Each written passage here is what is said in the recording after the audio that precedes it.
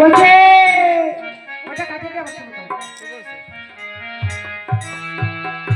বলছে তুই কোথা থেকে এসেছিস? তোর গায়ে কি গন্ধ, তোর দেখতে কি বিচ্ছিরি, তুই কোথা থেকে আইছিস? তোর নাম কি? তোর মাতা পিতার নাম কি? কিসের জন্য এসেছিস এখানে?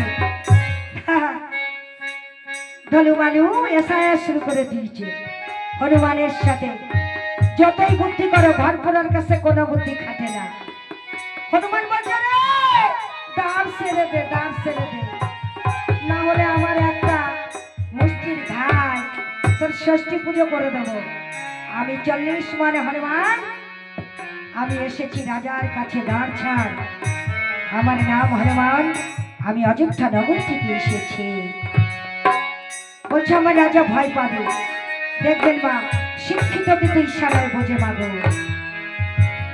তবে খণ্ড পড়লেই হবে না মা, কাটি কাটি বই পড়লে হবে না, প্রকৃত শিক্ষায় শিক্ষিত হতে হবে। আমার হনুমান তখন বলছে আরে দাঁড় ছিঁড়ে দে। রাজার কর্ণপাত করে রাজা ছুটে এসে দুয়ারি বলছে আরে ধনু বলো কাকে এমন দুষ্ট কথা বলছো? আরে হনুমান, হনুমান তুমি কেন এখানে দাঁড়িয়ে?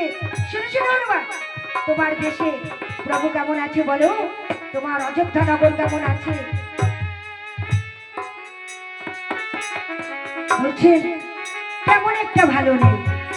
বলছে হনুমান তোমার হাতে ডাকি 50টা স্বর্ণ মুদ্রা, এটা দিয়ে কি হবে হনুমান? এটা আমার জন্য আমার প্রভু দিয়ে পাঠিয়েছে, বিনিময় অষ্টবর্ণের রস্য চেয়েছে, যজ্ঞের রস্য প্রভু। বলছে দাদা আমি সেই দিকে জানো হনুমান, কত পেলে বসে যত্ন করে রেখেছি এই অষ্টবর্ণের রস্য, কবে জানি তোমার প্রভুর কাজে লাগে। এই অশ্ব বিনিময়ে আমি কিছু চাই না হনুমান,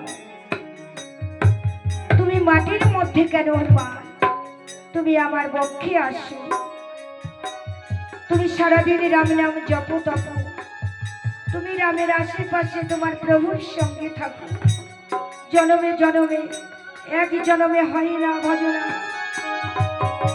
তুমি যদি আমার বক্ষে আসো আমি পাপ হইতে উদ্ধার হতে পারবো, মুক্তি হতে পারবো। আসো হনুমান।